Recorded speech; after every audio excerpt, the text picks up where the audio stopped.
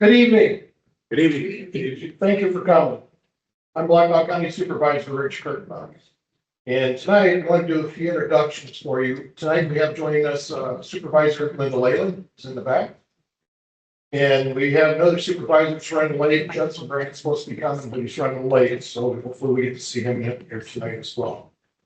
With this, we're going to do a check off of the townships, because this is a meeting for the townships. This isn't the Board of Supervisors. This is something that information that the departments have for people that live in the rural areas. So with that, if I could have, if you belong to one of these townships, please let us know. Barclay, Bennington, Big Creek, Blackhawk, Cedar Falls, Eagle, East Waterloo, Fox, Lester, Lincoln, Mount Vernon, Orange, Poignard, Spring Creek, Union, and Washington. We have 17 townships. This is tonight is for. Again, that's the purpose of this, is to communicate what the services are with our different departments and how it reflects. So presenting tonight, I do want to let you know we are recording this event for historical purposes and to reference for the information also that's being presented. But tonight, departments presenting public health.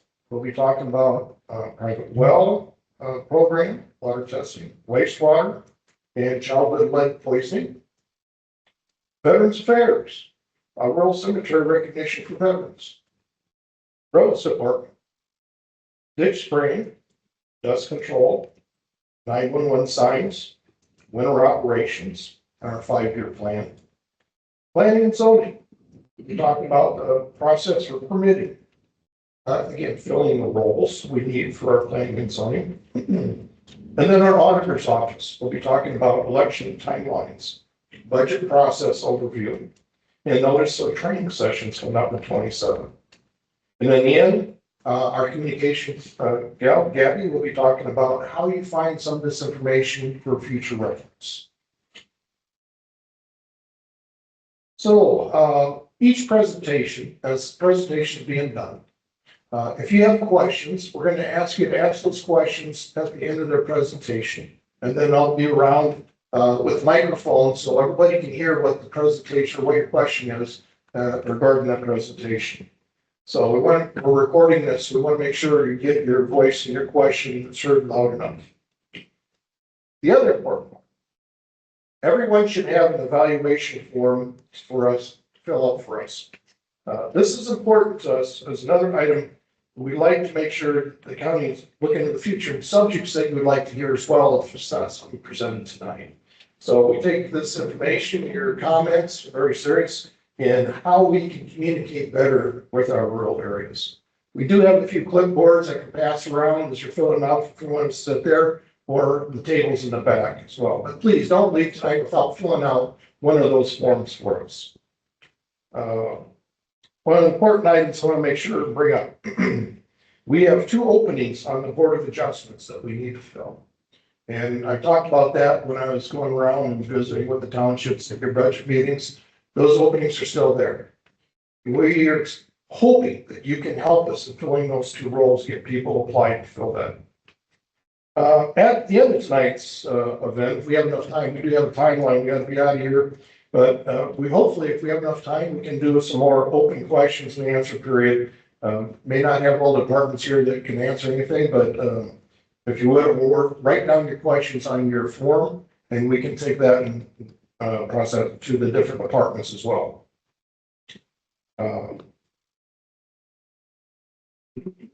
Evaluation forms.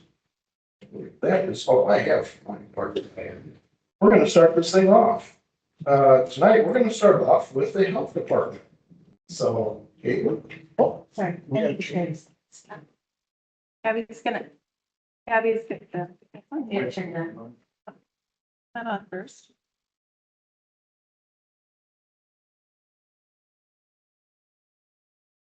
There we go. That probably works a little better.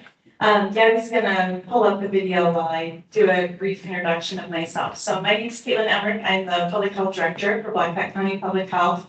I'm really honored to be here tonight to be part of the Town Hall for the rural communities. I grew up in the rural communities just between Port City and Mount Auburn. So I'm really happy to be here tonight to share some of the services that we do for public health for you as our community. 1 second. While Gabby's getting that going, I just will point out that we have some handouts on the back table here that will go into a little more detail of some of the things that we're talking about. So the one that is from Public Health Department looks like this. It's two-sided, and that really summarizes some of the programs and services that are available for our community members that you might not be aware of. I'm hoping that between the information that myself and Jared will share tonight and the video that we're going to show briefly, that you'll learn something new, and hopefully you ask questions if you have any for us. We believe that everyone in our community deserves the opportunity to reach their highest level of health. To do this, Black Hawk County Public Health offers a wide range of services under our Prevent, Promote, Protect model. Each day, our team works hard to prevent disease, promote healthy behaviors, and protect people in our community from health hazards. You can find us everywhere, where you eat and celebrate, where you live, work, and play, working to make our community healthy and safe for all. Public health starts with prevention, especially with our youth. The health of our young community members is crucial to a growing and thriving future for Black Hawk County. Through partnerships with school districts and preschools, we provide oral health screenings and fluoride treatments, as well as help families find regular dental care. We work to increase awareness about the hazards of lead exposure, detect if lead is present in the home, and help children get the blood tests they may need. We offer these services to Black Hawk County children through our public health clinic. This clinic provides free well child visits, physicals, and childhood immunizations for children who need them. Additionally, the clinic also offers free confidential sexual health services by providing testing for HIV and other sexually transmitted infections, as well as providing preventative education and treatment if needed. Another area of prevention critical to Black Hawk County is cancer prevention. Preventing cancer starts early, but as we age, cancer screenings become more important. Our staff helps you connect with local providers to access cancer screenings and help you schedule appointments. For example, we help prevent lung cancer by providing education and low-cost radon testing kits. You might not know this, but exposure to radon is the second leading cause of lung cancer and is present in many Iowa homes, no matter the age of the house. Promoting a healthy community is key. We want everyone to be as healthy as possible. You'll see us sharing education and information about our services at events, on social media, through partners, and on our website. We promote insurance access for children through the Hawkeye program. Additionally, we connect with healthcare providers in the community to make sure they know that our First 5 and Care Coordination services can connect young families to resources when their children have developmental delays. You'll see our team in the schools with fun and engaging nutrition education and community gardens. We promote health for everyone in the community. This means that we translate information into many languages and prioritize hiring staff that are already trusted members of the communities they serve. We work to protect our community from health risks and diseases. Our team of public health professionals protect the community by investigating and diagnosing public health problems and infectious diseases, working hard to prevent injuries and keep you safe. To do this, we inspect the places you frequently visit, such as restaurants, food trucks, pools, and tattoo establishments. Additionally, we protect the community by following up on illnesses that can be passed to others. For our rural neighbors, important services are available, including no-cost private well water testing and financial assistance towards chlorination treatment, cistern plugging, and well reconstruction. We even monitor the mosquito population for diseases that could be transferred to humans. Black Hawk County Public Health is there for you during all kinds of crises, providing expertise, working alongside other first responders, and coordinating supplies, including life-saving vaccines and treatments. We advance health by knowing our community and then joining with others to transform the forces and systems that shape the conditions of our daily life. We are here for you. The dedication of our team and the services we provide help all members of the community attain their best health. If you're interested in learning more about our health services, visit our website at bhcpublichealth.org. As Supervisor Kurtenbach mentioned at the beginning of this program, we are specifically here tonight to share information about a few programs in our environmental health program area. So at this time, I'm going to hand it over to Jared Carpenter, our environmental health program manager, to cover some of those topics. Thank you very much, Kate.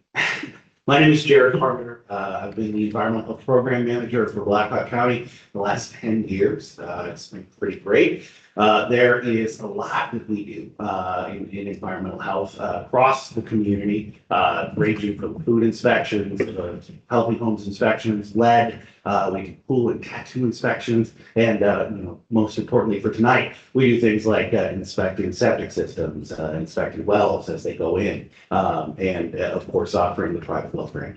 I'm going to talk about a few of those things tonight, and I'll be available for questions here towards the end as well. Some slides, Yeah, I'm working on it. I mean, I can freestyle this if you guys want. It's not a problem. Okay. You practice this and everything. Okay.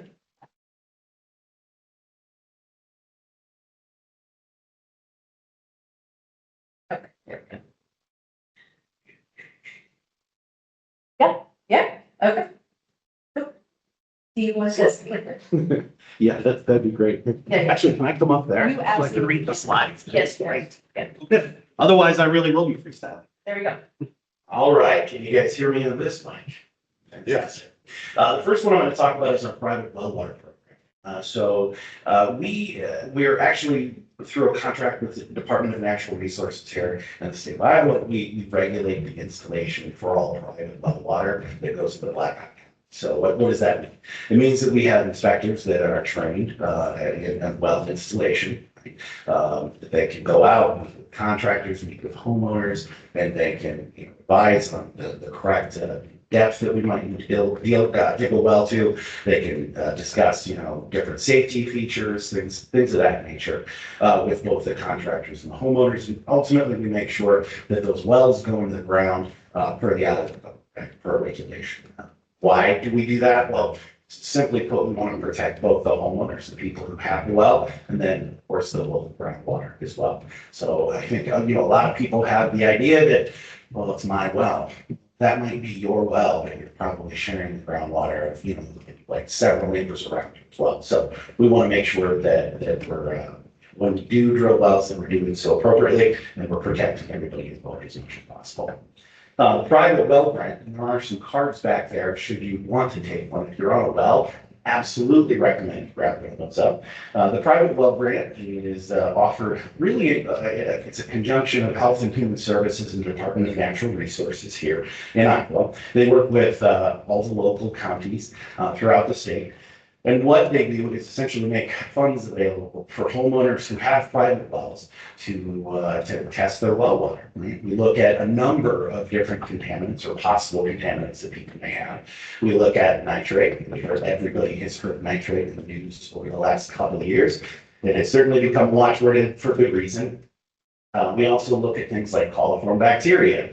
We look at arsenic. We look at the presence of manganese. And historically, we've been able to do a number of different contaminants in conjunction with the University of Iowa, the State of Iowa. So we've done things like PFAS. Anybody hear PFAS in the news lately? No?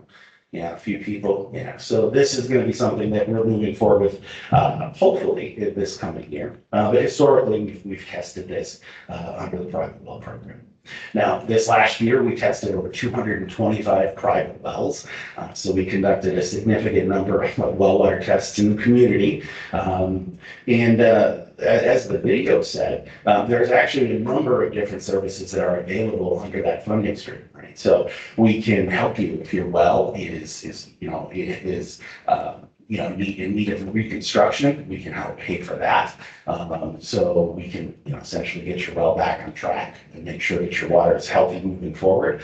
If you need to drill a new well and you need to plug an old one, we can help provide funding to do that. So we'll help you plug your old well, that goes for 6 times as well. And then we can do some things for well treatment, like shock fluorination. So if you have a positive well test for colorful bacteria, we can help you test that.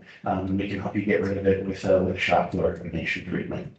Recently, there's been some concerns at the state. We've seen kind of a difference in the funding concept that they've had. They've been reducing funds for this program, which is not good. But I can tell you that the last several years, Blackhawk County spends these funds very quickly. And so we're able to apply for, and in most cases, receive a significant reallocation of funds, which lets us test more folks here in Blackhawk County and hopefully make our overall groundwater safer for everybody.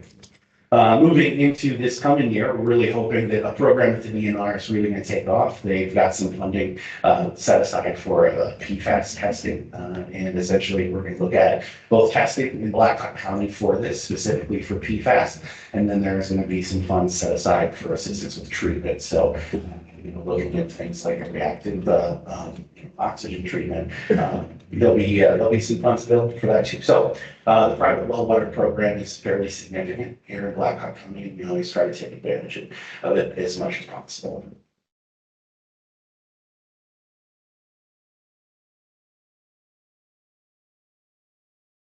Okay. Let's try this. What is PFAS? So it's really a series of chemicals. It's a bunch of different chemicals, but essentially they're like polyfluoral alkyl compounds, right? Yeah. Sorry. It is not advancing. And we'll do it. Oh. And we have collective support. Fortunately, we have it. That's right. Yeah. All right, Al, do your thing.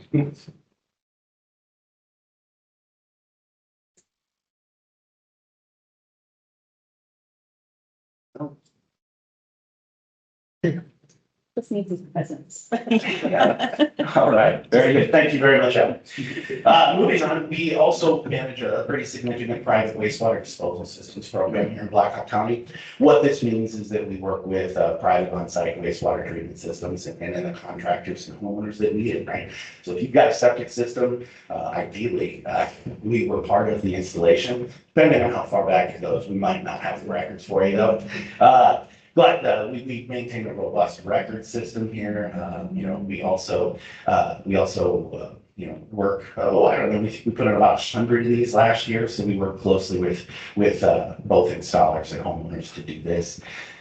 We do really inspections and evaluations of the ground where your septic system is going. Again, it's for the idea that, hey, we want to make sure your groundwater is safe and you're not potentially contaminating things that you're going to be drinking, right? No one wants to drink septic water. So we do a lot in regards to that. Time of transfer inspections, we do reviews for all time of transfer inspections. And this is if you're looking to sell a home, you need to get out of that home, you want to sell it, move into something nicer or what have you. At that time, it actually triggers what is known as a time of transfer inspection. So there's a full inspection. You would actually come out and do a complete assessment of your well. And we work with them to make sure that the wells that exist in the community are functioning properly. And then septic pumper inspections too, so that all that septic's got to go somewhere, right? So there's a number of septic pumpers in the community. We work with them to make sure that the vehicles that they're using are suitable, that they're not spreading sewer or septic in the community as they drive around. We do a lot of the work there too. Along the lines of septic management, I kind of mentioned earlier that we do a significant amount of records keeping, maintenance. We do also review wastewater treatment plans. So, all-encompassing wastewater treatment for, various locations. We work with the DNR to make sure that those are done correctly and that there's no concerns. And then we also are working currently in an alternate system recommendation and tracking tool, right? So a lot of times the septic system that goes in is, it's not the standard septic system that you're used to seeing, right? It's not rock and pipe. There's a lot of other septic systems out there. And based upon, the amount of terrain or the terrain you got, the amount of land you have for your septic system, it might actually call for an alternate system, something that can go in a smaller spot. But unfortunately, those systems come with a cost on the backside where they need to be maintained properly. And so that's part of it too, because there's a lot of homeowners that really struggle with proper maintenance. So we work with them to get those maintenance contracts sorted out and make sure they're doing it. All right. Lead poisoning prevention. So if you would have told me 10 years ago lead poisoning was still a thing, I would be like, I don't know what you're talking about. Lead poisoning ended like the 70s, right? Not the case. Lead poisoning is still an incredibly prevalent issue in our communities to this day. And because of that, we do a number of things.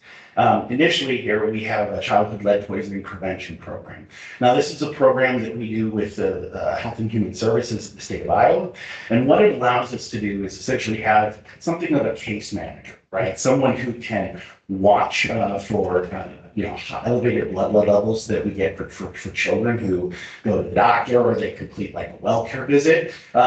When a child gets a blood lead test, that gets reported to the state and it goes into a system that will trigger alerts for us. So we'll get notifications that we have kiddos in the communities that we work in that have a high blood lead level. That's not a good thing, right? Any amount of lead is terrible, but some of the amounts of lead poisoning we see in these children are truly staggering, truly staggering. And so what we do is to implement interventions in those children's lives to help combat those high elevated blood levels, right? We look at making a number of referrals, nursing, healthcare providers, dietary, developmental, behavioral. We do so many things to try to get those kids the best chance they have to kind of walk back from a lead poison situation. We also work a significant footprint in education and information for both families and healthcare providers, making sure that everybody understands how terrible lead poisoning is for children, and then that there are steps for interventions based upon that children's results. We have really expanded over the last 10 years our footprint into kind of a partner space as well. So we have worked as a subcontractor for the city of Waterloo and a Healthy Homes grant that they've historically had. Essentially, it allows a funding resource to be utilized to help clean up these houses, to help make sure that this doesn't happen again. That as children are living in these homes, that if we're able to identify it, we can get the lead out of those homes, right? And actually, I'm proud to state that hey, in the last year, at least 6 months, we both applied and were notified that we are awarded a lead hazard reduction capacity building grant with HUD. So what we got essentially was just over $1 million for 3 years, and it's to help Blackhawk County Public Health and our inspectors really build capacity for moving forward into additional grants with HUD, where we can identify lead hazards in the communities that we serve and essentially take care of those hazards with the idea that hey, we're going to be able to remove lead from the lived space of all these children, which I think everybody can get on board with. So our service area for that is pretty broad. It includes all of Blackhawk County, and then we aligned it with our CLIP program. So we also will be servicing Bremer, Buchanan, and Running for that. So that is my bit. If anybody has any questions, I'll be hanging around. Thank you very much. Oh, thanks.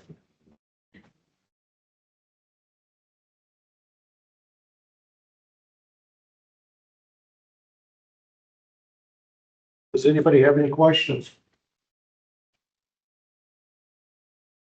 Is it Sanj? I just have a question that has come up in your Township a couple of times. People are selling their homes that have the septic tanks, And they're hearing rumors that there's a 10-year, I don't know if it's an ordinance or a law that the septic tank's over 10 years old and they have to replace before they can sell. No, It's just an inspection thing. yeah, there's no current regulation that times something out, right?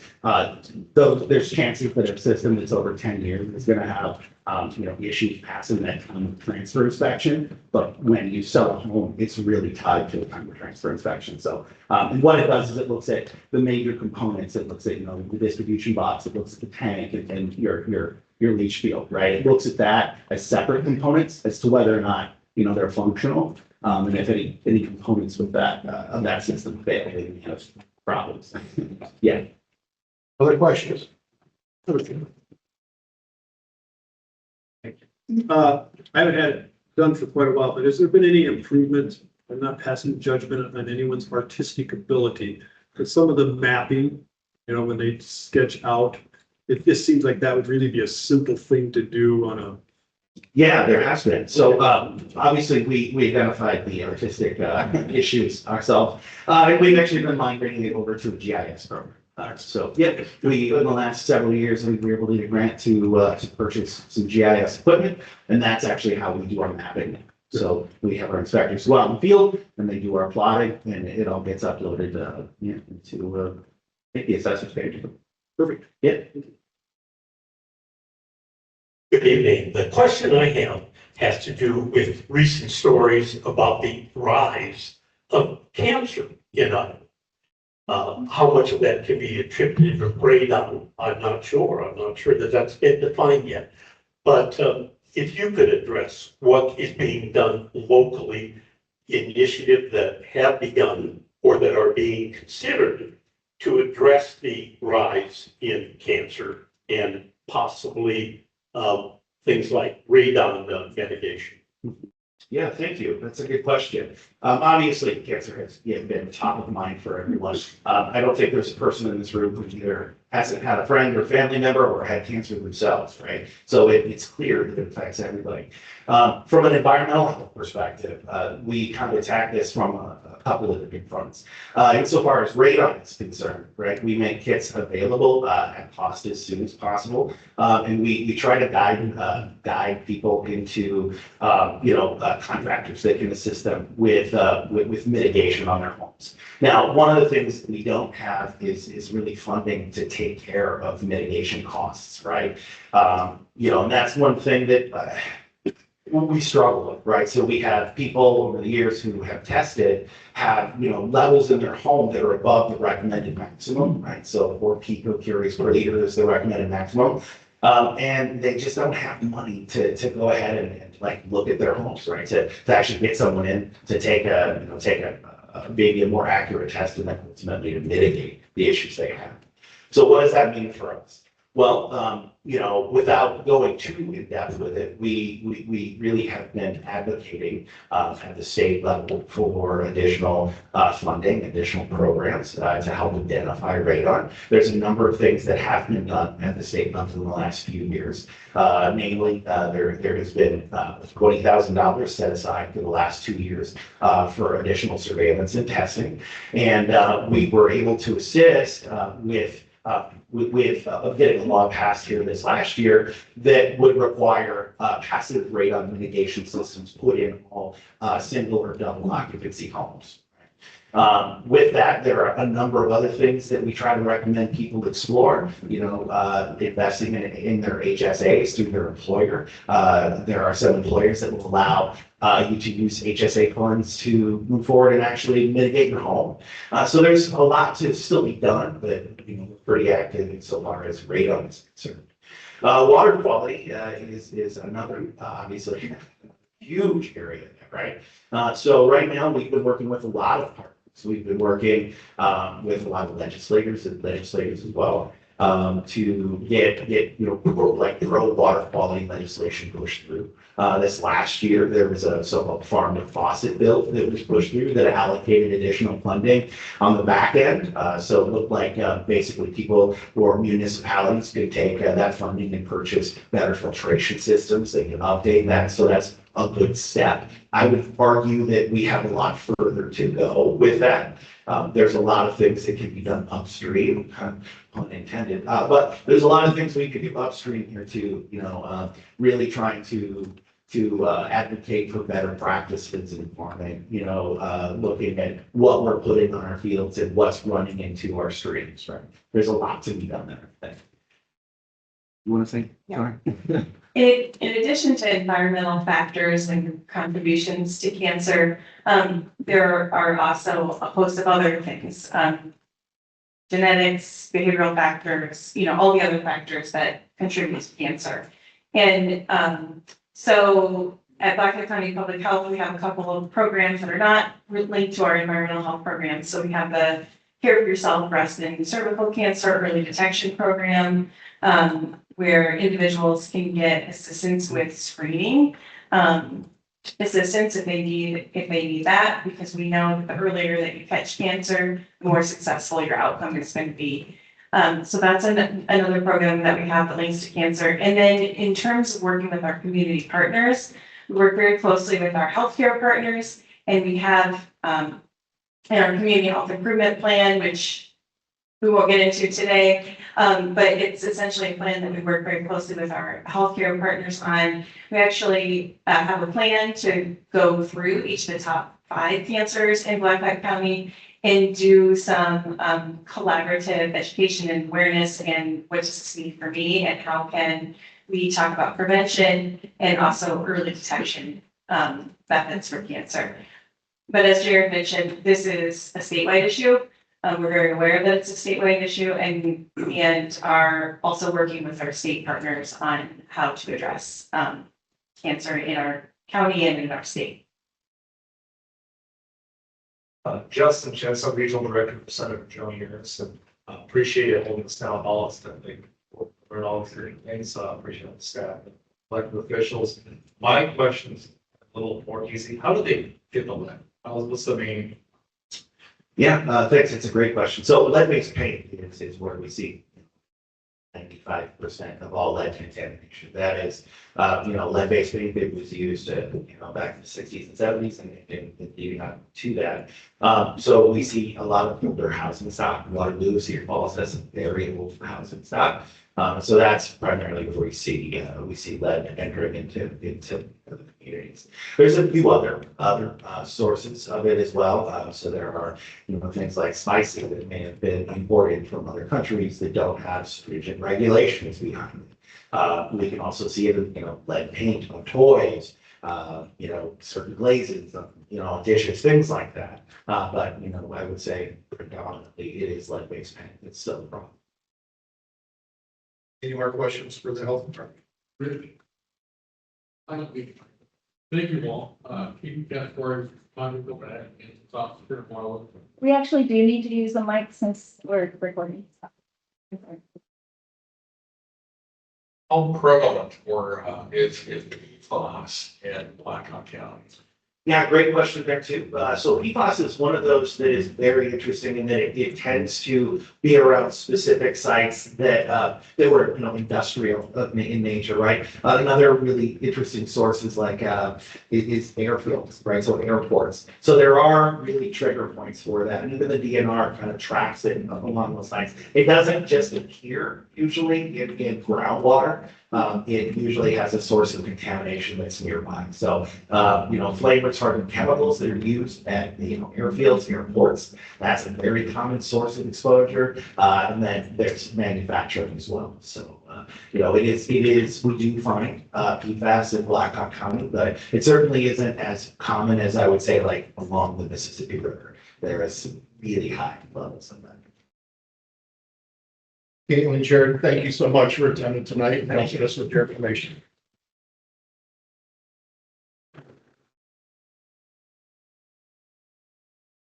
So last week, I spent a couple of days down at Des Moines with our statewide ISAC. And it was brought to me again, the level of leadership we have in our departments here in Blackhawk County. There is a lot of other counties that look to us and our people in these positions. The one session I was at last week, I had people from 4 different counties say how our Veterans Affairs is setting a standard for so many different counties. And Orlando, I was just amazed at how many people come up and just wanted to say thank you for your efforts and everything you do in your leadership here. So with that, I'll introduce Orlando Lovelace, it's our VA administrator.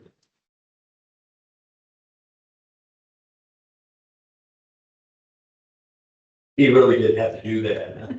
I don't think I have to pay you after this, do I? So good evening. My name's Orlando Lovelace. I'm the Executive Director of Blackhawk County Veterans Affairs, a job that I really idolize. Took it over from Kevin Deal, who set a bar, and we're just really riding that bow wave. I say that bow wave because I'm a Navy veteran. Spent 30 years in the Navy, 9 deployments to include one in country Iraq for 13 months. Embedded with Army unit, and so I'm glad I chose the Navy. But I've been doing this job for about 8 years now, and really are starting to plateau at what we're doing. But I looked at, okay, we have to bring in our rural veterans and the community that support veterans, and talk about things that are locally and what are rural. And the one thing that I spotlighted is how many cemeteries are retained within Blackhawk County. And I counted 46, and that number might be all plus or minus based on the private cemeteries. But that's near and dear to me, being a member of the American Legion, where I participated in over 260 military funerals. So where is our veterans interned? And some of them are interned out in our rural areas, but you can see some of the areas there with the cemeteries that are available. You might see the cemeteries in your area. But it is key, not just for Memorial Day, but for any day of the week where you can go out and you can find a veteran's plot. So how do we come up with what one of my main jobs is? And out of the 35B, which is one of the laws that we follow out of the state code, it talks about the Board of Supervisors and a commission that sits over our office. So we have the Board of Supervisors, and then we have a 5-member commission that sits over the Veterans Affairs. It's the Veterans Affairs Commission. And the Board of Supervisors charges that commission with resources that they issue to us to maintain. One of them is just the funerals for our veteran families who can't afford to participate or actually afford the proper burial. There's other medical shelter, but today we're really kind of talking about what we do to support that veteran or that veteran's family when they don't have the funds to properly bury that veteran. I kind of had a quote the other day about, we don't leave a veteran in the battlefield, we go out and grab them. And this is one of the ways that the Blackhawk County takes care of that veteran and that veteran's family, because we don't want to forget about them. The other part of that is we also are charged with taking care of if the veteran's surviving spouse and the family can't support the veteran's surviving spouse burial, the county can come and play and help with either cremation, and typically that's what we provide is cremation service. Up to a cost of about $2,500 is what we look at, as that's the sum that we have established with the Board of Supervisors and our commission. A couple other things that come to mind is the markers and the graves. You can see some of the various markers up there. The markers are there to identify a veteran. So during Memorial Day, you could actually put a flag there, but also year round. The problem that we're having in some of our rural areas is these markers are walking away. They're brass, and so the theft and some damages from the lawnmowers, but the majority of the markers that are walking away from the grave sites are from theft. The unique thing that we're asking as people are coming up to request a marker, because it is intended that every veteran plot have a marker if the cemetery allows. There's some cemeteries that don't allow within the city, like our largest cemetery here, which is Garden Memories, does not allow these markers because of their mowing requirements. But in the rural areas, these markers are out there. We would like to see if they could be cemented in or concreted in so that it makes it harder for the theft because they do walk away, but we will replace them if things like that happen.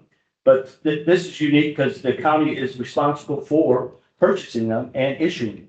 So if you're in a rural area and you are out there in the cemetery, and you have a veteran that may not have a military marking on the headstone, here's an opportunity where we can actually identify that veteran with a marker, with these markers here, and we will issue out one. Okay.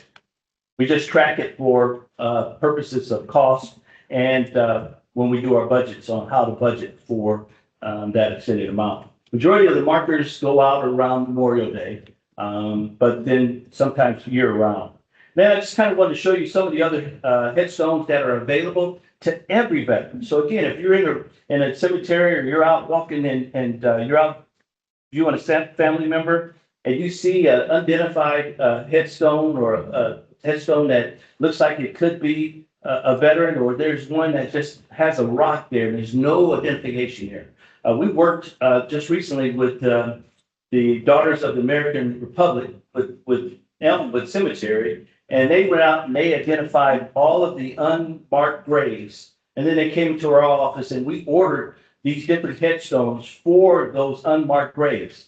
And our office is willing to do that. So if you're out there, or if you know someone who has an unmarked grave and they're a veteran, please stop in our office so that we can do the proper paperwork, get it to the Department of Veterans Affairs, and get that headstone issued for that veteran. We want every veteran identified properly. And here are some of the different ones that they can order. The upright headstone that is granite of marble, you normally see those in our federal cemeteries, like the one in Des Moines.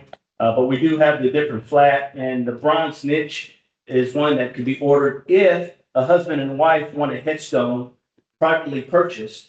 And it's an upright headstone. They could put a niche on the back to identify that veteran's military affiliation. So these are things that we are promoting and would like to continue to promote out there. Again, the goal is to get every veteran identified with a proper headstone. Some of the other things that we are starting to see more of is more of the cremation.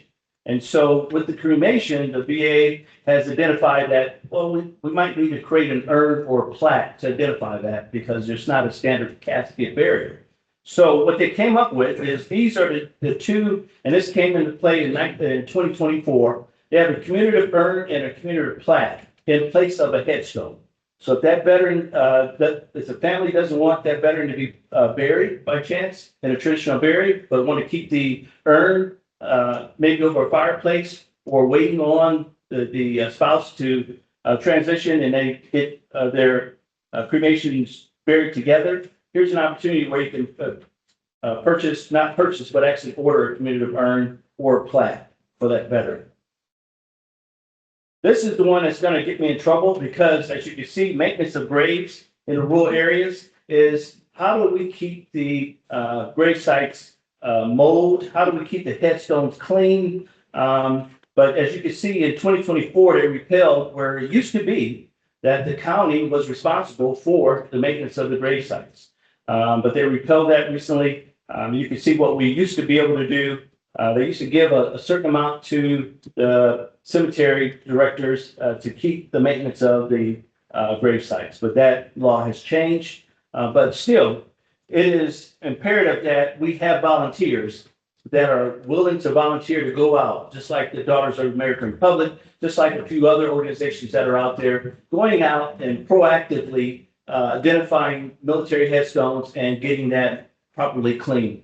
And our office will work with those organizations to include ordering the solution that it takes to clean those headstones. So I just want you guys to be aware that that's available. If you have an organization or you're thinking of something to do that puts you into that patriotic volunteer spirit and you want to go out and do that in your rural area, please contact our office so that we can work together to get those veteran graves identified, get them cleaned, and get them maintained.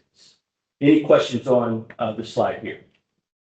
Then next, one of our primary jobs is to make sure that we identify every veteran who has transitioned in Black Hawk County. And our office is responsible for keeping their military records. And so we have every grave record that the funeral homes send us. We sometimes have to knock on their door and say, hey, we know that this veteran transitioned. Please send us that record. But we are responsible for keeping all the grave records. And so that helps when we're trying to identify where a veteran is, what cemeteries he's in or she's in. and what plot, because usually that goes on the grave records. Then lastly, just standing by to address any questions or concerns. Again, we are here to identify, we could talk about a lot of things with the veterans, but this is one that's unique to the rural areas is how do we properly identify our veterans that are out there in those rural areas that don't get the footwork that you'll get in the city areas where there's always someone out there doing great things. But I do want to thank each and every one of you for properly, it's one beautiful thing, especially during Memorial Day, when all the flags are out there and the sea of flags are flying. And we really recognize how many veterans have contributed to this great country and the sacrifice that they did. Yes, sir. Go ahead. How far back do your records go as far as veteran burials? Like, we have microphone. How far back do your records go for veteran burials? Because we have a Pioneer Cemetery, no burials for 150 years. Wow. So we have some records when we started scanning them in from paper files to electronic. We have some World War II records. So up to World War II. So, Civil War is what we have records up to. So their headstones are really terrible. Is there a way we can get plaques? Can you guys hear me? We need it for the recording. What about would those plaques be available for if their headstones are like basically deteriorating? So if by chance their plaque, their headstone was ordered through the government, but if not, we could order one as a replacement. Yes, sir. Okay. Thank you. Questions? And I'm assuming you're talking about some headstones that probably are centuries old, and you're looking at replacing them? And you identify that they are veterans? Yeah. Okay. Yeah, we've had some, in our cemetery in Pointer, we've had some people have asked us for a flagpole. Not so much to mark every grave, but they would appreciate. So we've looked at installing a flagpole. Our problem is there like a veteran volunteer group that goes out, will care for the flag and place it Memorial Day or whenever, July, 4th of July, I don't know. Or is that something that trustees would have to go out and make sure they take it up, take it down? I think you answered it on the second. So but that's a great question. So there really is no volunteer organization out there right now. I know during Rag Bride, they had some veterans that were going out putting poles as they went from city to city. But nothing in place right now, but that's a great, I guess that's a great ideal that maybe individual townships should think about establishing that. And I would encourage your township to do that. Other questions?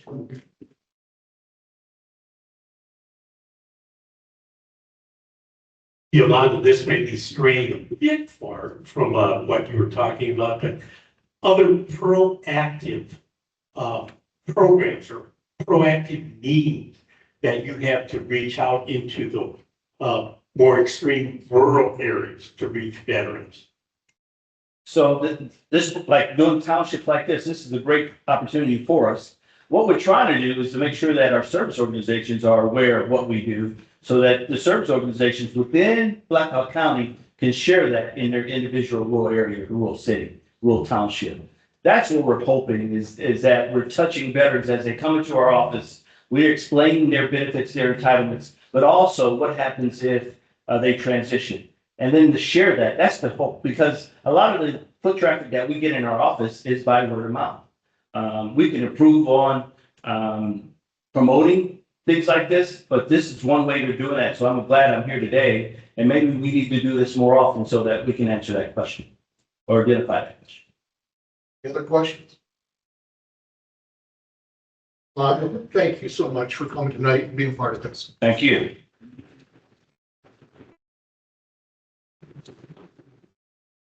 Now we're going to introduce Kathy Nichols, and it's amazing how much work that the county roads do and how connected. There's a lot of questions that come up that I've been asked during my visits, and I come back, Kathy, how about this? How about this? So tonight, she's got several of the things that have come up that were specific to your questions. Kathy? Okay, thank you, Rich. Hi, again, my name is Kathy Nicholas. I've been a county engineer for about 18 years now. And our mission is to take care, maintain, operate the county road and bridge systems. So I'm going to start, I have 6 topics that primarily affect the rural roads, rural residents. I'm going to talk about 6 topics pretty briefly. So I'm going to start with the 911 signs. I think you're probably all aware of what those signs are. Oh, thank you, Gabby. They're on the green T-posts and they're the blue signs, blue number, white numbers on blue background. And those were created by, they've been around for many years, but in 2018, the Board of Supervisors adopted an ordinance that allowed the county engineer's office to start collecting a fee. And we collect the fee based on what it costs. So we're really only collecting our costs. And all county residents, all addresses out in the county are supposed to have a 911 sign. We do allow a 911 sign on vacant property, like for example, if there's camping done several times a year on a piece of property, and you'd like to be able to be served by an ambulance, we definitely encourage you to go to the city of Waterloo and get an address so that you can put a 911 sign out there. If you're in need of a 911 sign, you should call the engineer's office at the number we'll give you here. And then we will order that. All of our signs come from Iowa Prison Industries. And again, we're only charging really to cover our costs.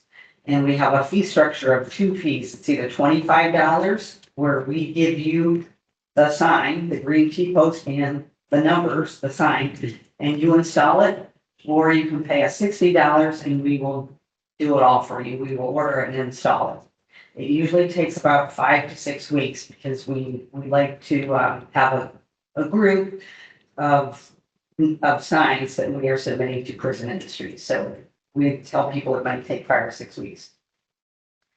Okay, I'm going to move on to our permits. And typically we want people to get a permit that are working in the county right of way. And that includes everyone from rural residents to utilities who want to place things in the county right of way. We have 3 or 4 different types of permits, and all this information that I'm going to be talking about is on our website. Our most common permit is a driveway entrance permit. So if you are going to be constructing a new home out in the county, we'd like you to get a permit. If it's a new residence or a new driveway, we want you to pay for that. We ask that you fill out the permit. It's really basic. We just need your name, some very basic location information. We go out and check for site distance. That's our primary concern about a new entrance, is we want to know if it's safe to have that entrance on our roadway. Then it gets approved by myself and our maintenance superintendent. Then we send that out to you and you can do the work yourself or you can hire a contractor. Once we accept it, it becomes our responsibility. So 20 years from now, if that culvert has rusted out, it's our responsibility to replace that. If you want to widen an existing driveway entrance, we would also ask that you get a permit. And there's a place on the permit that says you're just widening an existing driveway entrance. We allow up to a 40-foot top width and then some side slopes, depending on if it's paved road. We want you to have some decent side slopes on it. The same with a gravel road as well. Other types of permits that we have would be tile crossing. If you have underground water that you get from one side of the road to the other through tile systems, we have a tile crossing permit for that. We have work in the right of way. If you need to excavate in the right of way for something, please call us and we will come out. I usually come out and look at that myself, and we will get that taken care of, get you a permit, and you can get on your way with that. And of course, then we have oversized overweight permits, which mainly are commercial interests, but occasionally we have farmers who need our annual oversized overweight permit because they're hauling grain. So that all that information is on our website. Okay, I'm going to move along and talk about dust control. I think probably all of you know what dust control is. It's a chemical that's applied onto the gravel road system, onto the gravel to suppress the dust. We do not do that ourselves. The county has vendors who apply that product onto the gravel road system. We ask that if a person is interested in having dust control applied, that you look on our website in late March or March of April of every year. And then you contact one of our approved vendors. So on our website, you'll see a list of approved vendors, and they've typically been the same ones we've had year after year. And then you contract with the vendor, you pay the vendor, we issue you a permit, and the reason we do that is because we want you to know that if there gets to be potholes in that gravel road, we may blade through it. We can blade through chlorides in particular without really disturbing that. We also want you to know that about October 1st, we need to start preparing our roads for winter. So we may in fact disturb your dust control, and I know anymore it can be dusty and dry until November even, that it's not freezing some years until November or Thanksgiving now. But we still need that ability to prepare our roads for the winter as early as October. Okay, moving on to our weed control program. Several years ago, we hired a roadside manager, and we reinstituted our spraying of noxious weeds. You probably know that the Iowa code requires rural residents to control noxious weeds on their property. Well, we have a lot of property out in the county right. All the ditches are our responsibility to control those noxious weeds. The noxious weeds, there's a list of 10 primary noxious weeds, and then there's another list of 10 more secondary noxious weeds. That's what we're trying to control. So we're out there spraying like usually one half of the county every year, and then we'll go back and do the north half, and we just finished the south half this year is what our is what our roadside manager told me, and then next year he'll go to the north side of the county. If you see something, for example, if you see an intersection that's really bad, or you see a noxious weed that's really bad, getting out of control, then please let us know. We will talk to our roadside manager, who's also the county weed commissioner, who he does have authority in the incorporated areas as a weed control commissioner. So let us know if you see that. Also let us know if you see any areas that need mowed. For example, this year with all the rain, a lot of intersections are growing. The weeds are growing really fast around intersections. So please call in and let us know. We'll put a work order in and we'll get those intersections mowed as soon as we can. Okay, moving on to our winter operations. So we have an entire ordinance that governs our winter operations. I first want to say that we are not the DOT. We do not have a clear roads policy. We do not run a night crew. We typically run 5 a.m. to 5 p.m. And our staff, when it is time to plow snow, everyone is out plowing snow except for our managers and our mechanics. So just about everyone is out plowing snow. On the paved road system, we will have those guys out at 5 a.m. They have their routes. I didn't bring a route map with me, but they are out on their routes and they will stay out all day as long as needed. We generally are calling them back in by 5:30 in the evening because they need to go home and go to bed so they can get up if needed and be there at 5 a.m. the next morning. We also don't want them staying out too late, especially if the weather's really bad, because it is very difficult to see. Sometimes in blowing snow conditions, we'll pull them back in if it's too windy. If we feel it's an unsafe situation, regardless of whether we're getting it plowed or not, we may call them back in if the conditions are just not acceptable. That rarely happens, especially on the paved road system. On the gravel road system, we're generally not sending our blades out until there's about 2 inches of snow on the ground. Sometimes it's just not worth it to send our blades out there. It's wasting gas if we're just not going to be effective, and it's only an inch or two of snow. And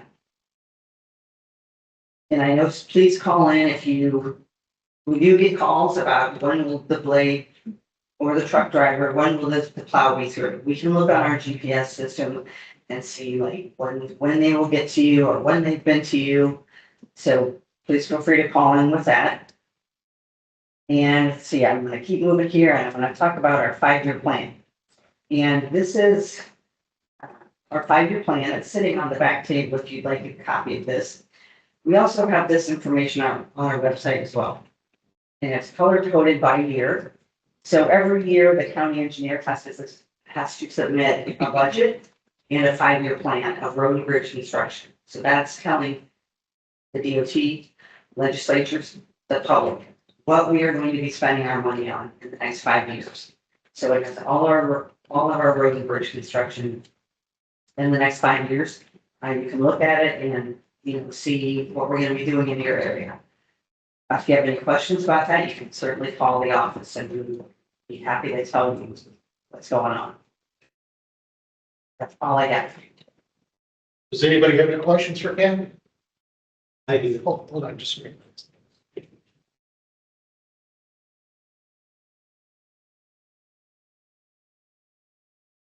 My question is concerning public roadways and the safety of citizens.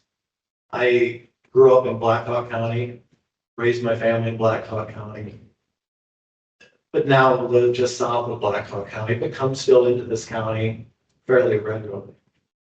I don't feel safe coming here, and I'll tell you why. 21 months ago, my partner died in a head-on collision on Highway 21. A car crossed the center line. 1 month later, this was just south of Hawkeye Tech. 1 month later, another car crossed the center line and also killed that driver in another accident. 2 months after the second accident, Tama County, because that second accident just happened just over the border in Tama County, elected to put rumble strips in the middle of the road because Highway 21, like all the national studies have shown, is dangerous because it's a long, straight stretch of road and lots of things sometimes happen and cars cross the center line. My question is, our families have continually contacted this county as far as putting rumble strips onto the highway. Why is it that lives, we all know that the problem of accidents were completely unexplained is continuing to grow. We have a Highway 21 that runs right by a community college. Lots of young people are coming back and forth to that college every day. Sometimes they're not always have their mind on exactly what they need to do. Why has this county refused to put in rumble strips on roads that have been shown to be dangerous? You can look at old YouTube videos of Highway 21 of cars that were nearly hit, where the sheriff's department got nearly hit by cars that came off the road.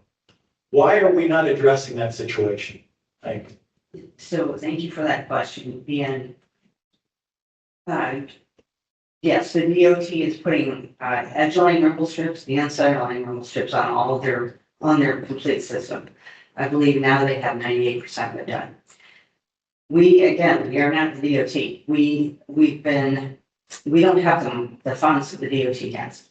We have been placing them. We do have about 20 miles now that. It's an inexpensive fix. All the construction companies agree it's an inexpensive fix.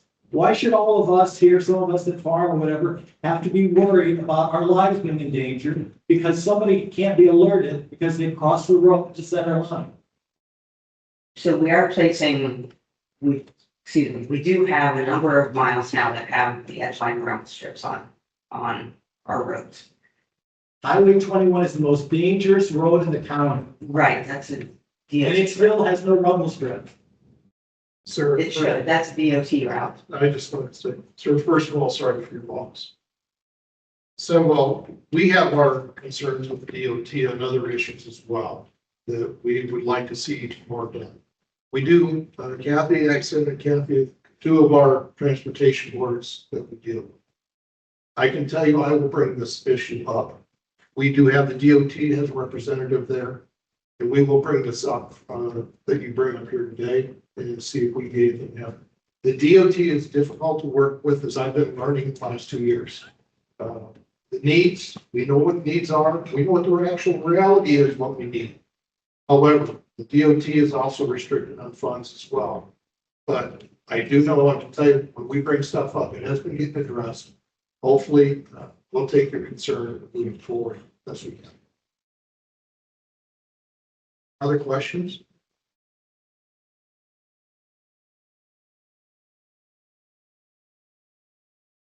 With regards to your 5-year plan, do you have a conveyance to allow inspections of rural bridges to change your 5-year plan depending upon how often they get inspected and how priority goes to where your money goes?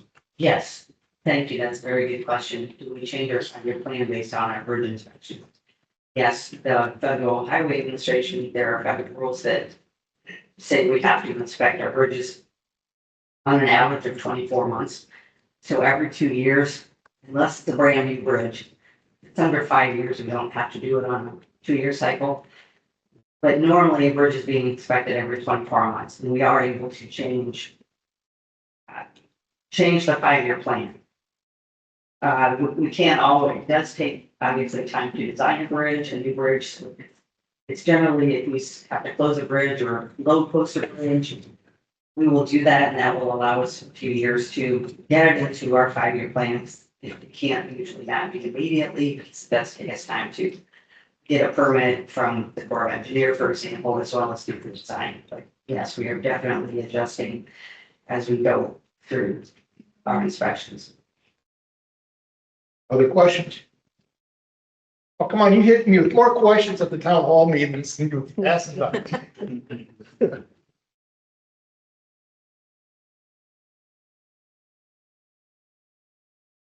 Thank you. Just one thing I observed, and I don't know if this is a DOT or a county thing. It was a rainy evening. We were coming north on, it was probably 380. Who paints? Is it the DOT is in charge of painting the fluorescent line stripes on the roads? Because once I crossed the county line, they were disappeared and I couldn't see where the road was at. I just wondered if that was. So pavement markings are always applied by the jurisdiction belongs to the road. And I know roads are very much a jurisdictional thing, and I'm often explaining to people, I'm sorry, I don't have control on that because it's a DOT road or it's a City of Waterloo road. You're gonna have to talk to them, but pavement markings are for the most part applied by the jurisdiction who owns them. That would not be the case if it's a county line road or a city county line road, that, you can't have a pavement marking on one side of the road and not have it on the other. So we do have agreements with, for example, Tama County or the City of Waterloo, where we share resources for those roads that we have in common, that we share. And in Blackhawk County, for example, we are typically painting our pavement markings by the end of the fiscal year, by the end of July, because we want to get as much use out of them in the summer months as we can. And they generally go into winter still looking pretty good. So we like to do ours earlier in the year, and we don't do it ourselves. We have to hire a contractor to do that work. Any other questions?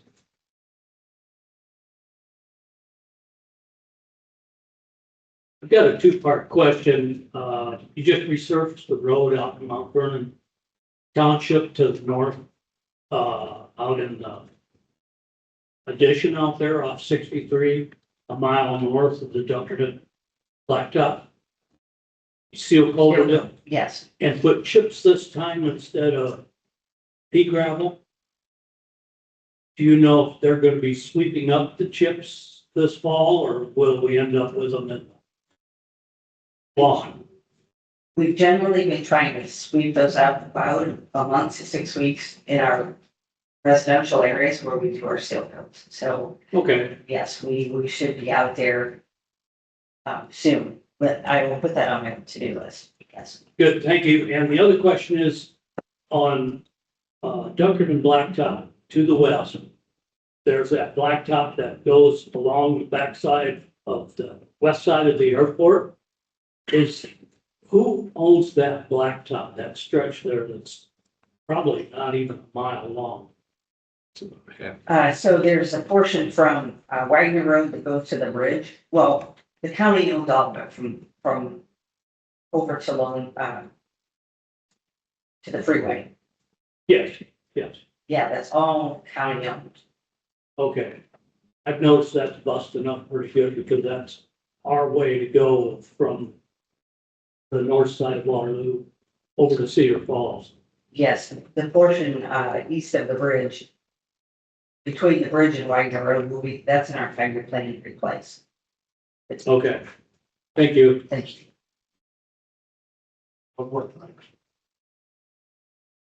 Kathy, thank you. I want people to know there's not anything that's come up that Kathy has not responded to immediately when I approached the thing in the last 2 years.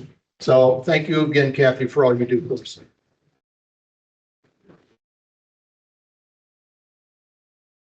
We have had a couple of issues that have come up dealing with planning and zoning that was brought to my attention in the Blackhawk County contracts with the city of Waterloo.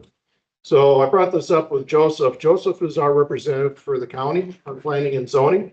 We do have one of our planning and zoning folks here tonight as well. Board of Adjustments. Board of Adjustments. So with that, Joseph, thank you for coming tonight. Yeah, so as you said, I'm Joseph Gallman. With the agreement that the city of Waterloo has with Blackhawk County, the planning and zoning department for Waterloo and the building department provide those services to rural Blackhawk County.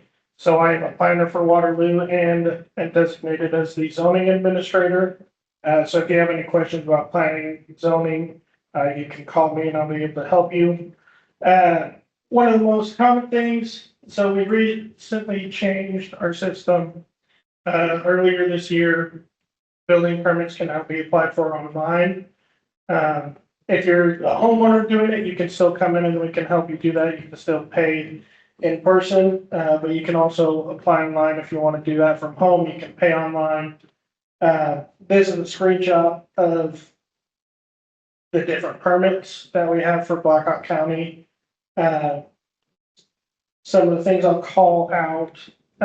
So anytime you're putting up a structure, if it's over 120 square feet, you're supposed to pull a building permit unless it's agriculturally exempt. If you have questions about that, feel free to give me a call. Generally, a lot of these questions I have to be looking at the property to give you the correct answer. But the online portal can be accessed through the City of Waterloo's webpage. On the building department page, we're also working to put some way to access it from the county, just so that there's a clear path to travel from the county's website. Some of the zoning permits we also take care of. So some of the most common we see are rezones and minor plats. That is for anybody who's looking at building a new home in the county. They will have to most likely get a part of the property rezoned to be able to allow for a new home. And then following that, go through the minor plat process, which is used to create a separate parcel. Those two combined generally take around 3 months to go through the process. So if you are looking at a house, putting in a house, definitely want to plan for that time. Some of the other common permits we get are variances. So that would be if you needed to request an exception to the regulations in the zoning ordinance, whether it's setbacks for different structures. That comes through us as well. And then special permits, some uses require permits just to get approved to make sure that there's no negative impact on the surrounding neighbors. I will note on here, we also have a request to vacate form. I have talked with Supervisor Kurtenbach a couple different times about some people wanting what we call paper alleys to be vacated. Just kind of grassy areas that are alleys on our maps, but aren't usable alleys. That process, definitely you'll reach out to me first. It can be quite complicated. It requires legal descriptions. I get with the road department to see if there are any utilities, any reasons they need to have those alleys there. And then that goes through planning and zoning commission, and then the board of supervisors, since we would be selling that land if they do decide to vacate. The other thing that I deal with a lot, is I am in charge of making sure that floodplain regulations are kept in the county. This is probably the easiest way to throw a wrench into somebody's building plans. I never like to have to do that. So if you're concerned about it at all, definitely give us a call and we can look at it. There are also FEMA maps online that you can look at to see if you have floodplain issues on your property. If you're wanting to put up a new structure in the floodplain, the regulations are quite stringent. A lot of our regulations are based on what the DNR has told us to put into our zoning ordinance. And so there's not a lot of flexibility when it comes to that. But that is something that we work with you to make sure it all gets taken care of. And then key to all of this, and this is definitely a plug, is we have a planning and zoning commission and the board of adjustment. These are two groups of volunteers that are required by state law as we go through some of those rezone permits, minor plat variances. These two groups are critical to keep those moving forward. Currently, there are 2 vacancies on the board of adjustment. If someone is interested in serving in that capacity, they can reach out to the Board of Supervisors office, who can direct them to the website, or they can go to the website to apply. Volunteers are, the Board of Supervisors does approve the volunteers. I will say it's a very important job sitting on these commissions. You're part of making sure that the county keeps developing in the way it should, make sure that there's no negative harms impacting the county, but also making sure that everyone is treated fairly. There are some cases where the zoning ordinance is not able to fairly apply to every property in the county due to some issues. It could be floodplain issues due to topography. Some people may need variances. That is often where the Board of Adjustment comes in. It's not always the easiest job. You do have to sometimes tell people no, but it is a very important part of keeping the county functioning the way it should and making sure that when people do need these services, that they can get it done in a timely manner. One thing I will note is due to a state law, any member of the Planning and Zoning Commission and Board of Adjustment have to reside in Black Hawk County, but outside of any incorporated area. So they have to live in rural Black Hawk County. They couldn't live in Waterloo or Cedar Falls. And just to wrap up, if you have specific questions about property or looking at starting to work on a project soon, definitely give us a call, give the building department a call as soon as possible. That way we can talk you through what you need and help you get on the right path. Questions for Joseph?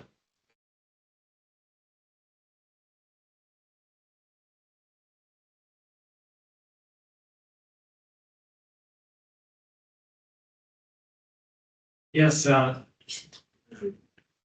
planning and zoning and the board of supervisors, do they have to change the zoning for building solar arrays in our county? So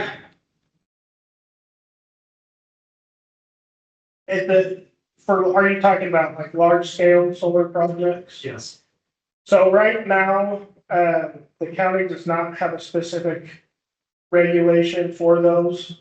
So the solar projects like that would be regulated just as utility projects.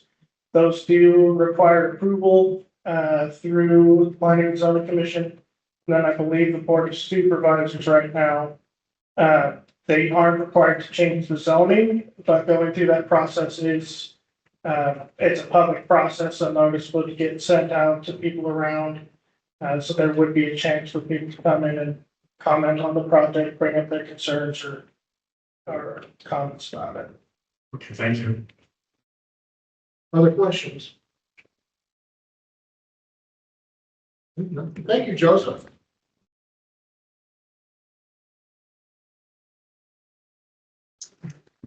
Now we have the auditor's office, Karen Showalter and Tim Jameson.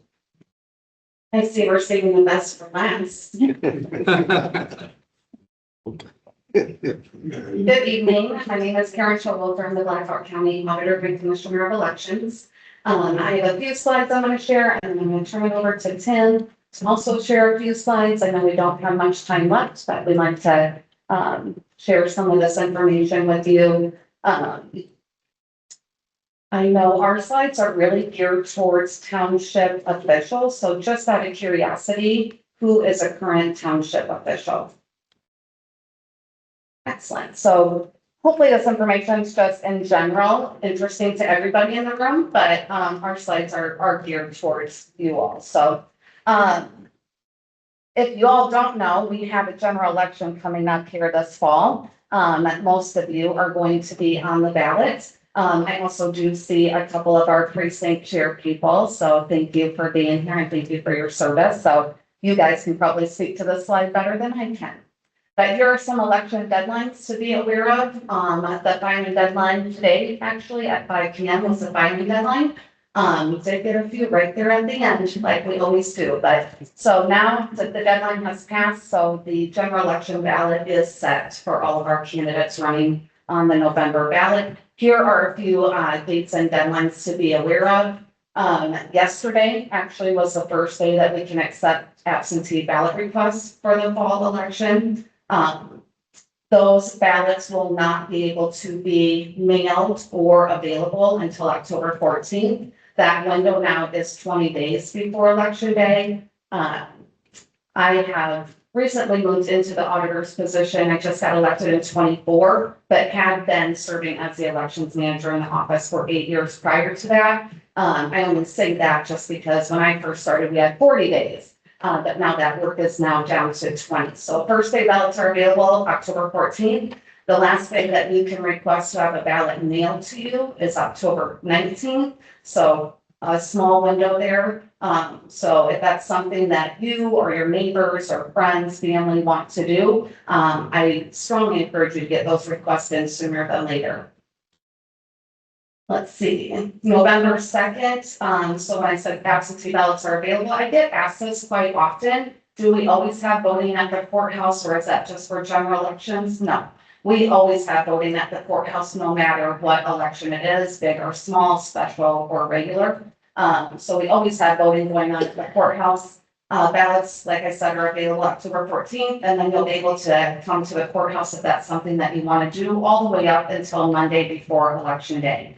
Anything before election day is all early voting or absentee voting. So we still have people coming to our counter on election day to see if they can still vote, but that is over on election day. You have to go to your assigned polling location. The election, if you're not aware, is November 3rd. So the polls are open from 7 to 8. All absentee ballots have to be in our office by the close of the polls at 8 p.m. on election day to be counted. That is a recent change. And that is it on that for election deadlines. Any questions on elections? Otherwise, I'm going to go into a couple of law changes for township officials. So I spoke to you last year on this bill. This was a bill that was passed in 2025, went into effect July 1st of 2025. This is requiring mandatory training for local officials. I know I said that I'm gearing this towards townships, but you can see that includes other local officials. I see several other candidates in the room, so this would pertain to you too, should you get elected in November. If you've been a township official for quite a while, which I see a few of you have been. Thank you for that. I'm the annoying one that keeps telling you, get your paperwork in and get on the ballot. The good news for you is you're grandfathered in. I do encourage you to still take this training. You can take it free of charge through IPIB. But for those of you who have been elected or appointed since July of 25, this is a mandatory requirement to take this training. You also, as township officials, need to keep track of this paperwork. We don't keep track of it in the auditor's office. This is also another new legislative change. This bill passed in 2026 and went into effect July 1st. This also affected us at the county, but for townships, it is a requirement now that we publicly post your meeting notices. And the terminology here is that it has to be available to the public at all times. So even for the county, we used to publish our meeting notices within the courthouse, but now we're doing that on the face of the courthouse window, so it's available all the time, even when the courthouse is closed. So please know that this is something to be aware of and to make a plan for it. So if you notice just on the last part of the slide, what should you do now? Meaning, now you know, right? So now what do I do with this information? I would say the first thing to do is figure out, I mean, I get that all of you are in a rural community where you don't have a city hall or a courthouse. So the first order of business would be just to determine where are you going to publish these meeting notices. I know that not all of you meet nearly as often as we do, but just know, if you meet a couple times a year, you just have to figure out where you're going to be putting that notice, and it has to be published 24 hours ahead of time. So I don't know if that's a library, if you have a post office, I don't know what that public building is. You guys know your townships better than I do, but just figure out where that location is going to be. And I would also determine who's going to be responsible for making sure that those notices are posted. So if that's the clerk or one of the trustees, that will be up to you guys to figure out. That is my last slide before I turn it over to Tim. Any questions on any of that? Well, could we use the outside of your courthouse as our official posting? Oh, I'm sorry. Excellent question. Could we use the outside of your courthouse as the official posting period? Should be on Tim. This time? Nope. Nope. You're next up, so you can just come join me. Yes. Not only yes, but you're also required by law to post your meeting notices in the courthouse as well. Oh, there's two places we have to. Well, Just tell Tim. if you post it in the courthouse, you've met the requirement. Okay. As you may appreciate, you may not have a location in a township that has a building or a place to post it. You have met the requirement of the law if it's posted in our office. If you post it at the library and don't post it in our office, you have not met the requirement of the law. So it needs to be posted with us. I was going to talk about that a little later. I apologize. Thank you. No, that's great. Thank you. Tim, let me kind of piggyback on that question. Because I've met with you in your homes, kitchen tables. I've met with you in libraries. I've met with you in your machine sheds. But my question is, could they post one on tape it on the side of their mailbox? Would that meet their point? You can post it anywhere you want as long as there's a copy posted in the courthouse. There you go.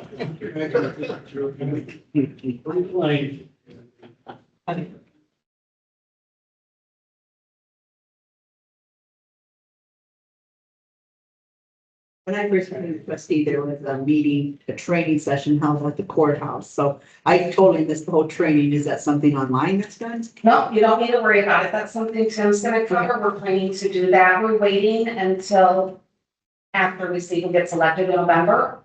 And so we are planning to do that after the first of the year. Yep. Other questions? Yes, there's no. Sure.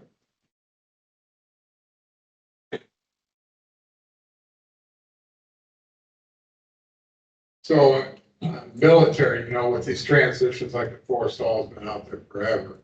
they're not flying those planes back to the floor. What if those guys, is there a period of time that military ballots are gonna be extended? Some. I have a couple of things on that. So I talked about ballots being available October 14th. I should have clarified that's for domestic ballots. UNCAPA ballots, so our overseas citizens and military folks, those ballots are going to be available and mailed out 45 days ahead of election day. I also mentioned that ballots to be counted have to be back into our office by the close of the polls on election day. That's also for domestic ballots. So military ballots still have the postmark. And so as long as we receive those ballots by the Monday after election day by noon, then we can still count them. I also will share, I'm honored to be on the Secretary of State's Advisory Council. And so we have met recently talking about our legislative priorities for 27.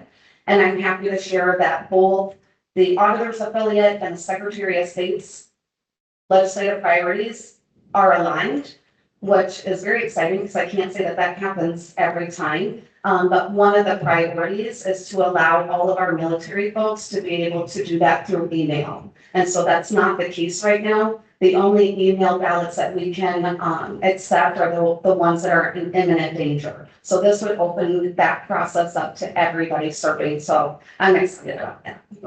Yeah. Any other questions? Yep. Thanks. I'm glad to see a lot of the township officials here. And before I say anything, I want to say thank you for the work that you do. I know you do it for the money and the prestige, but I appreciate all of it. In my position in the auditor's office, I kind of have a front row seat to the types of activities that you're responsible for. And I know that the boat doesn't float without you guys doing your job. So thank you. Also wanted to make a note just a little bit about the nature of township government.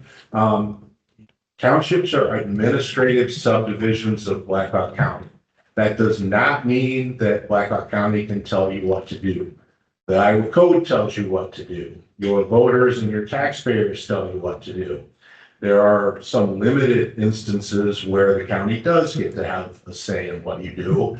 For example, most of your filing requirements, whether it's election oaths of office or candidate filings, but also in my world, your budgets, your annual financial reports, all have to be filed with the county auditor's office.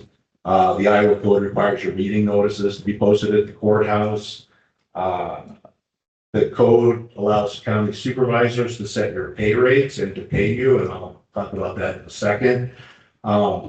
Townships cannot incur debt. You're not allowed to go to the bank and borrow money. So if you ever get in a situation where you need to borrow money, Tony, you can come to the county and ask if we would loan it to you, which is what happens. Tony didn't do anything wrong, but he was a fire truck. So. I'm on a vacation. And another one that's kind of important is that the county attorney's office does provide some limited legal advice to you. Now, if you ever get sued and get in a big lawsuit, you'll have to hire your own legal counsel.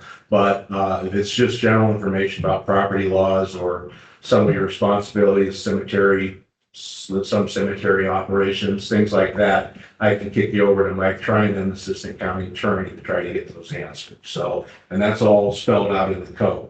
But we can't tell you how much to tax or how to spend your money. That's not the county's purview. What? Oh, did you advance it over? No. No, you're good. Well, I'll advance it now. Is it this one? Okay. One other thing that you're required to do for the county, and that is that townships are required to purchase surety bonds for the clerk. This is not really liability insurance, but it's insurance that would cover a situation, say where you forgot to, maybe you owe Hudson Fire Department $10,000 for their fire services. You forgot to budget for that. You don't have the money to pay them. Hudson might have a claim against your bond to get their $10,000. Maybe you write that check to the Hudson Fire Department, turns out it's going to India to a scammer and not where you intended. Hudson Fire Department might have a claim to come back on that bond. So you are required to have a bond for the clerk. Bonds are not required for trustees. These bonds need to be delivered to the county auditor's office and placed on file with the auditor's office. It's specific to the person who holds the bond. So if your clerk quits and you get a new one, you need to change your bond so that clerk is covered. The law does not specify how much coverage you're supposed to have, but I will tell you, just in looking at old ones we have on file, they typically start at about $10,000 to $20,000 in coverage and go up from there. You shouldn't probably be paying more than $500 or so for these bonds, maybe a little more. And I will, from experience, I will let you know that if your bond lapses, the insurance company would love to sell you a new one, so they usually will reach out, let you know that your bond is expired. The reason I'm bringing this up tonight is that we don't have all the township clerk bonds on file in our office right now. Matter of fact, we've got one. Thanks, Tony. Now, that's not to say you don't have those, but we need to have them on file in our office. So if you have a copy, please get a copy to us. If you don't, please get one. In January, we'll probably be making a bigger push to make sure that everybody gets theirs in, because a lot of them would have come due in January for new ones. So for the clerks, please look into that. Oh, yeah, sorry, that you pay out of your township funds. We can't buy that for you. You can use your tort liability insurance. You would be able to use your fire levy or your cemetery levy if you wanted to, because you could say you're also covering funds that are held in those. But most of you, I believe, use your tort levy for that, which is completely acceptable. Okay, so the other thing I wanted to talk about was township pay. By law, the county board of supervisors sets the amount of compensation you can receive for the trustees and clerks. Townships are not allowed to pay your township officials for your statutory duties out of your funds. Now, I said statutory duties. If your clerk is mowing the cemetery and you're paying the clerk to mow the cemetery, that's not something that the clerk does as part of their statutory duties. They're doing it for you. I'm not a wage and hour kind of person, but you can probably get away with paying that, but please don't pay them for doing bookkeeping or anything else. That should be paid by the county based on the county's compensation policy. July 1st, 2025, the supervisors increased pay from $11 to $20 per diem. What that means is that trustees and clerks can get $20 each time you meet, up to 4 times a year. Why 4 times? The thought process on that was 1 for your budget preparation, 1 for your budget hearing, 1 to approve your annual financial report, and a freebie for something that comes up. If you have a major issue and need to meet more times than that, you can do that, but you're required to get pre-approval from the board of supervisors. You could probably get post-approval if you had your meeting and then came in and asked to be paid for it, but that's part of the policy that was adopted. In addition to that, the clerks can get $20 per month, 1 per diem per month to do paperwork, so that's $120 a year. We ask that you ask for that twice a year so that we're not consistently writing out $20 checks. That can be a little much for that little money. And you can always volunteer your time. A lot of you do appreciate that. Part of the reason I think some people volunteer their time is that when you want to get paid, you have to sign up to be a county employee. That requires you to fill out a federal I-9 form, prove that you're a citizen. You have to do this in person with 2 forms of ID or a passport. So you have to come to the courthouse to do that. Then you have to figure out how to fill out a state federal W-4. I don't know how to do that, but if you do, great. Please bring them in. We can get you signed up. Lastly, we prefer that you sign up for direct deposit so we can pay you electronically and not write checks, but that's not required. So if anybody's not signed up and wants to get paid and wants to be an employee, give me a call or come into the office or send me an email and I can get you the up-to-date forms for you to fill out and bring back. Kind of the last thing I wanted to talk about was changes in the property tax laws, because this will impact your budgets next year.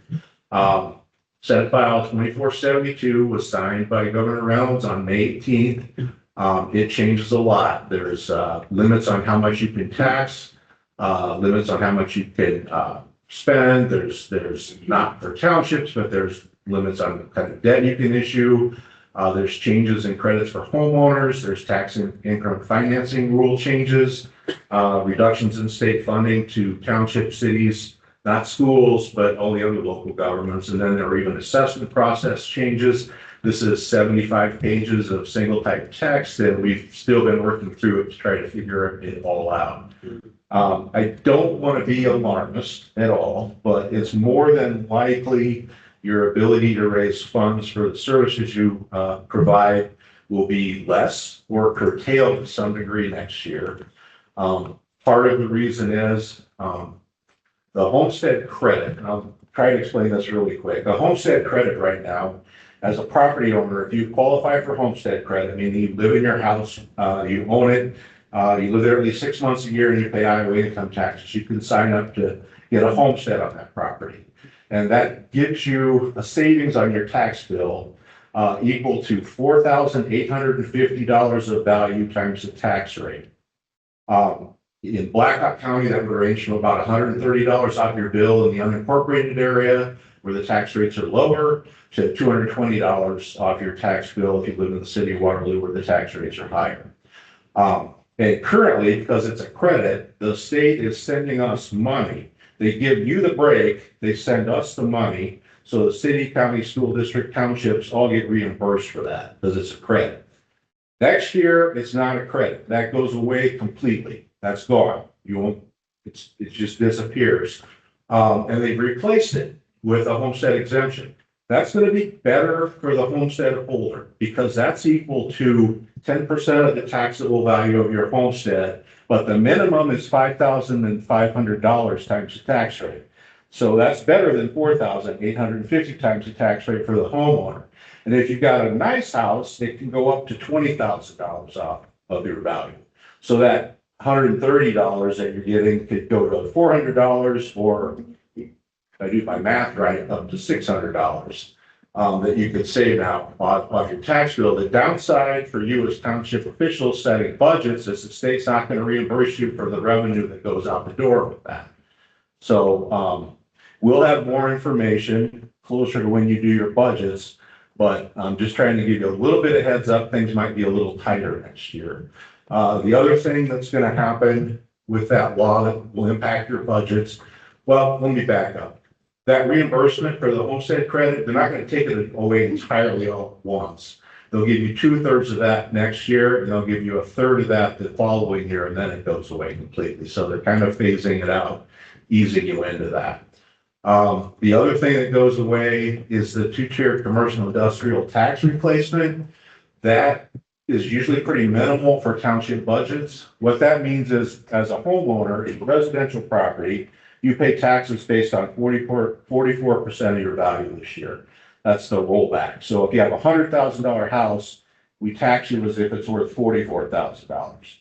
For commercial, industrial, and railroad property, it's 90%. So you had a $100,000 business, it's taxed at $90,000. Several years ago, there was a change in the state law where they gave made it 2 tiers for those commercial, industrial, and railroad properties, where the first $150,000 of their value was treated like residential property.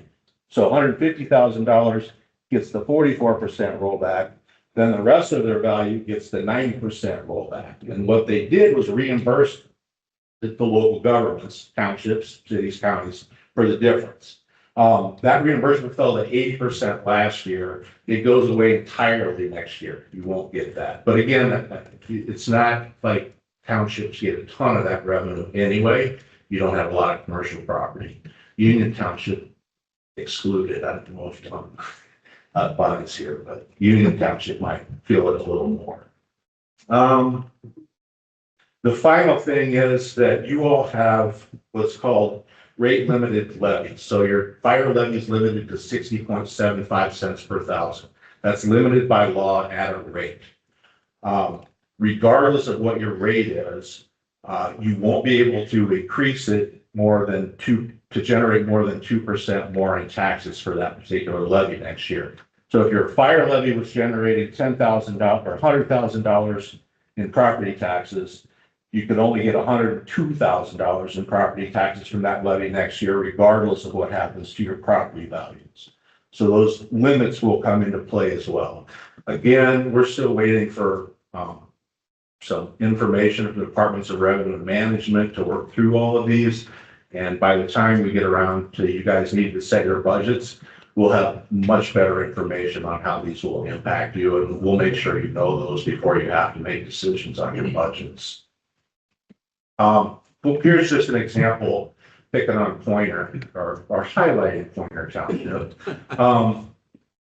This is their abstractive taxes, which shows how much they're getting this year in property taxes for various things they do and where the revenue is coming from. So I've highlighted the fire and emergency services levy, and they're at like 42 cents per thousand, and it's generating $35,249 this year. Now that levy could go up to 60.75 cents per thousand by code. However, based on the new law, they can only generate 2% more in taxes. So that 35,249, I think I did the math on that, could go up about $700 maximum. They can't go up to 60.75 if it's going to generate more than that 2% increase in taxes. So this is going to be another thing that you'll have to worry about next year. Again, you'll have that information before you have to make your decision. I also highlighted the homestead reimbursement. Again, that's going to go down by, getting $1,400, $1,488 this year. You'll get 2/3 of that, or maybe about $1,000 the next year. You get $500 the next year, then nothing the year after that. And then that tier 1, that difference in commercial industrial, Pointer's getting $524 this year. That'll go away next year entirely. So again, I don't want to be alarmist. There's probably some valuation growth that will help you out, we hope. But I just wanted to kind of give you a heads up. Things are going to be quite different next year. Lastly, and you had mentioned this earlier, about 6 or 7 or 8 years ago, I think there was some township training that was done by Iowa State Extension for everyone. We want to do that again. We were holding off until after January because we weren't sure how many new faces we might have after the election. From what I'm seeing, a lot of you are coming back based on you being the only ones on the ballot, but and that's good. But some of you are also still new. So we're working on an agenda for that.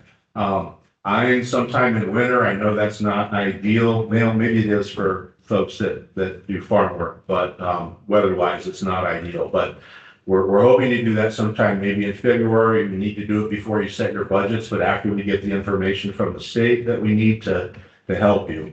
Some of the topics beyond the budgeting and financial responsibility would be open meetings and public record requirements, fire and ambulance service contracts, maybe some best practice on managing the cemeteries you have.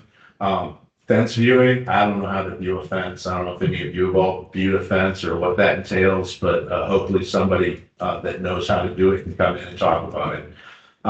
Finally, any ideas or areas that you would like us to cover in that township training, please reach out to me. My email and phone number is on there. We'll do the best that we can to work that into what we present. So that's all I have. Thanks, Tim. More man. Questions?